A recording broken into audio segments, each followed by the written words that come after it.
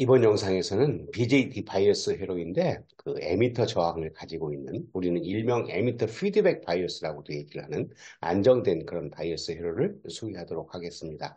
여러분들 구독과 알림 설정 부탁을 하고요. 먼저 안정된 바이어스 회로가 왜 필요한 것인가 하는 것을 보기 위해서 여기 이제 회로도를 하나 가져왔는데 이 회로도를 보면 이게 커먼 에미터 타입의 증폭기라고 하는 거를 알 수가 있고요.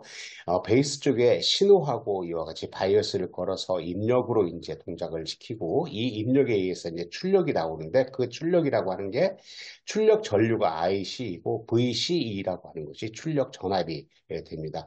그래서 이 출력이 나오는 과정들을 이제 한번 보면 출력이 나오는 과정을 이렇게 보게 되면 이와 같이 키로페 볼테이지로를 적용을 하게 되면 VCC, 여기 VCC죠? VCC 이퀄, 여기 이제 전압강 RC에서 전압강하 IC, RC 플러스 하고 여기 이제 이게 이제 출력 전압이잖아요. VCE라고 하는 것이 VCE 이렇게 쓸 수가 있어서 얘를 정리를 하면 IC 이퀄 마이너스 RC분의 VCE 플러스 RC분의 VCC라고 이렇게 쓸 수가 있어요. 이렇게 쓰고 나면 얘가 뭐냐면 우리는 IC라고 하는 것과 VC라고 하는 평면, 그런데 IC라고 하는 것과 VC라고 하는 평면 사이에 이 트랜지스터가 주어지면 이와 같은 것들이 주어져 있죠. 특성 곡선이에요. 이게 특성 곡선. 여기가 이제 VBE가 될 수가 있고 VB나 IB 값을 해서 이 VB나 IB 값에 의해서 이런 특성 곡선이 나타나서 IC와 VC 사이에 이런 값이 나타난다. IC와 VC 사이에 이렇게 생긴 방정식이 부하선이에요. 그러니까 부하선이라고 IC와 VC 사이에 이런 그래프를 그릴 수 있으니까 지금 어떻게 된가요? 마이너스 RC분의 1이라고 하는 기울기 가지면서 이렇게 직선 그래프를 그릴 수 있어요. 이때 동작점이라고 하는 게 뭐냐면 요 VB, 입력 쪽의 VBE 값에 요것에 의해서 결정된 값, 지금 같은 경우 중앙 쪽을 한번 잡아봅시다. VB가 여러 개 있지만 그중에 이제 이렇게 생긴 거하고 요 부하선하고 이 만나는 점을 우리는 Q점이라고 하고 이것을 우리는 동작점이라고 얘기를 해요. 동작점이라고 얘기하니까 VB 값이 변하면 지금 VB가 위로 올라가면 점점 올라가서 Q점이 어디로 가겠어요? 이쪽으로 올라가겠죠. 그죠? 위쪽으로 올라가게 되면 위쪽이 여기가 뭐예요? 여기가 포화영역이에요. 포화영역. 포화 영역이 하는 거고, 이 Q점이 VB 값이 이렇게 작아져서 밑으로 오게 되면 Q점이 밑으로 와서 전류가 흐르지 않는 이쪽은 뭐냐면 차단 영역이 되는 거예요. 그러면 뭐 위로 가면 포화 영역에 걸리고 밑으로 가면 차단 영역에 걸리니까 신호가 이와 같이 여기 Q점을 중심으로 해서 신호가 이렇게 이제 들어간다고 한다면 지금 VS가 여기에 해당돼요. 그러면 이 Q점이 이렇게 왔다 갔다 할 텐데 만약에 Q점이 여기 위에 있었다고 한다면 신호가 왔다 갔다 할 때 어디? 포화에 쉽게 걸릴 수가 있겠죠. 결과적으로 이 동작점이라고 하는 것은 어디에 있어야 되겠죠? 어디에 있어야 되겠어요? 그 요거의 특성 곡선의 중앙쯤에 있게 잡아서 있어야 된다. 다른 이유로 해서 얘가 그 동작점이 많이 움직이면 안 좋다. 그래서 지금 얘기하고 있는 안정된 바이어스 회로가 필요한 것이다. 그런 거예요. 그런데 지금 같은 경우 이 부하선을 만들 때 이 IC라고 하는 콜렉터 전류가 있잖아요. 이 콜렉터 전류가 결정되는 것은 여러분들 아는 것처럼 우리는 이 IC라고 하는 값이 베타 IB라고도 쓸 수 있고 IC라고 하는 것이 IS, EA, VB, VT라고도 이렇게 나오는 값이잖아요. 이때 이제 보게 되면 베타라고 하는 값은 변하기를 우리 앞에서 우리 영상에서 생각했듯이 그 제작 과정에서 뭐 100에서 200 사이 뭐 이렇게 왔다 갔다 할 수도 있고 50에서 150도 왔다 갈 수 있고 변동성이 굉장히 크다 그거예요.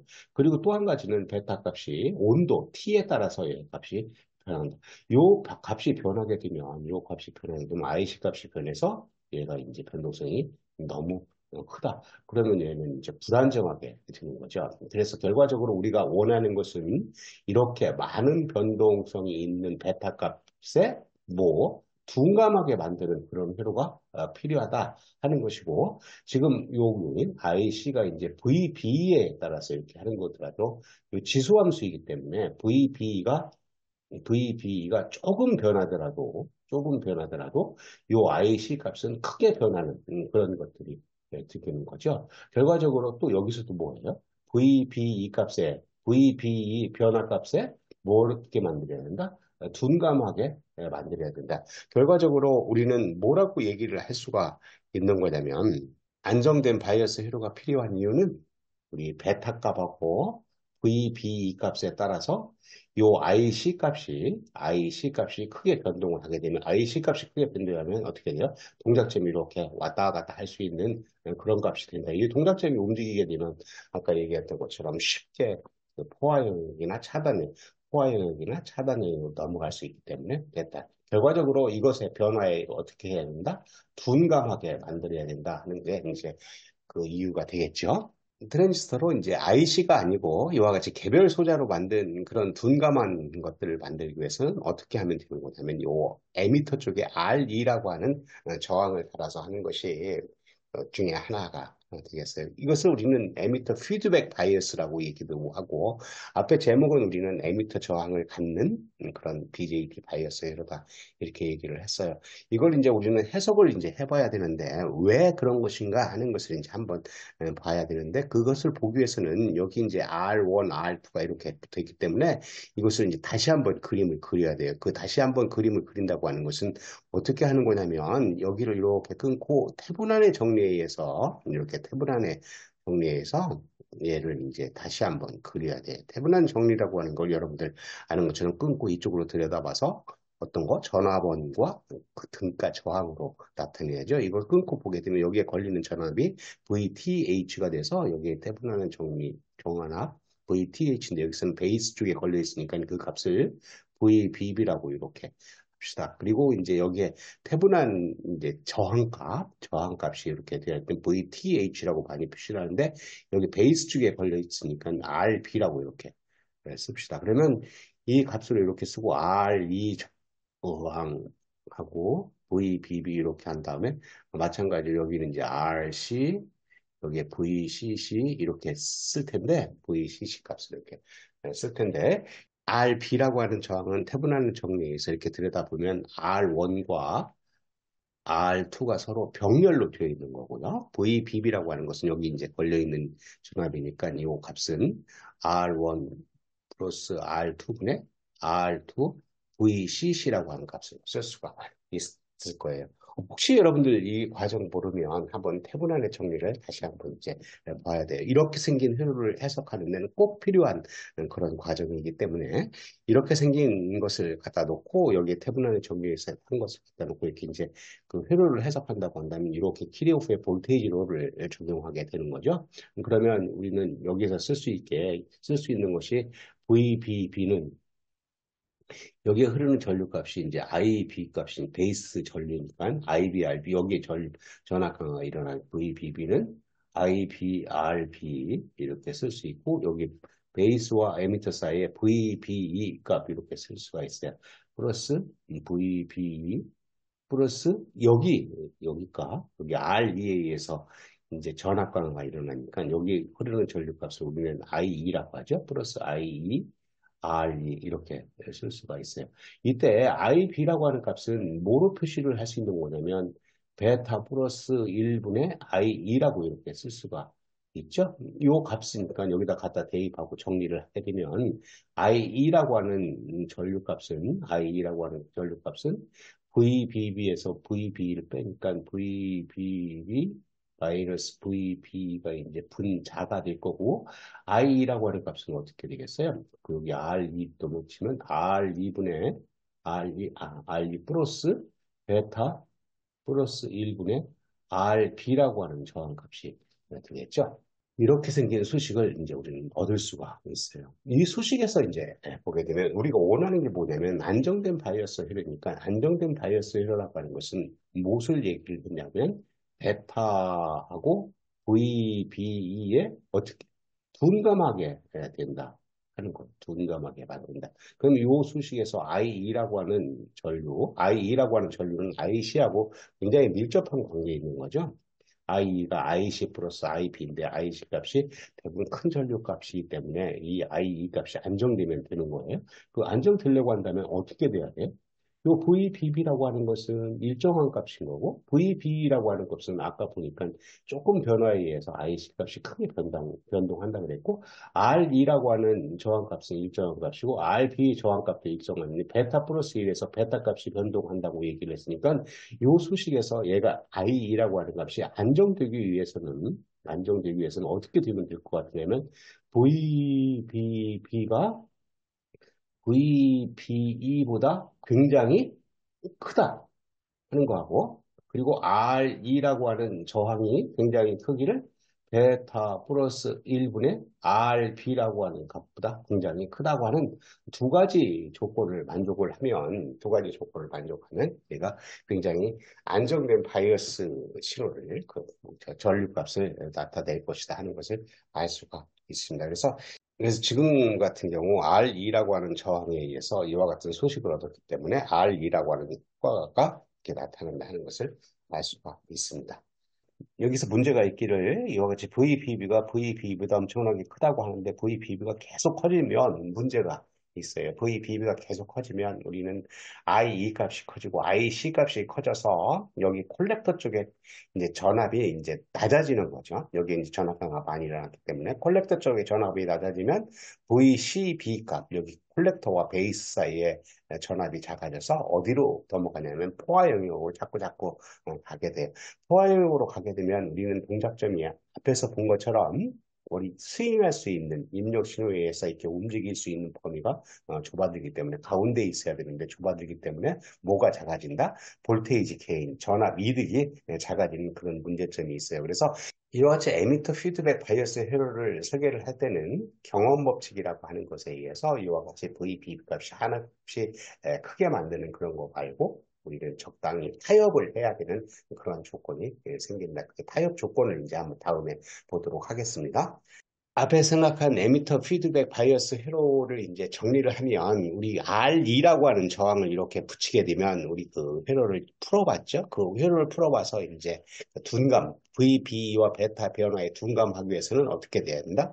VBB가 VB보다 엄청나게 커야 된다. R2라고 하는 저항이 베타 플러스 1분의 RB 저항보다도 엄청나게 커야 되는 두 가지 제약 조건을 이제 생각할 수가 있었어요. 근데 이 두 가지 제약 조건을 안정되게는 만드는데 무슨 문제가 생기냐면 이 VBB라고 하는 값이 커지면 우리 그 전압 이득이 작아지는 그런 문제가 생겼어요. 그래서 어떤 안정된 문제하고 전압 이득이라고 하는 두 가지를 이제 타협 조건을 찾아서 우리는 뭐라고 했냐면 경험 법칙에 의해서 이 정도 해야 되는 그 타협이 이제 여기가 있다 그거예요. 그래서 그것을 보면 이제 우리 VBB라고 하는 값이 VCC에 대해서 3분의 1 VCC, VBB가 3분의 1 VCC, 그리고 콜렉터와 베이스 사이의 전압이 한 3분의 1 VCC, 그리고 RC라고 하는 것에 의해서 전압 강화가 일어나는 것을 우리는 3분의 1 VCC 정도 되는 이런 것들로 만들어야 된다 하는 겁니다.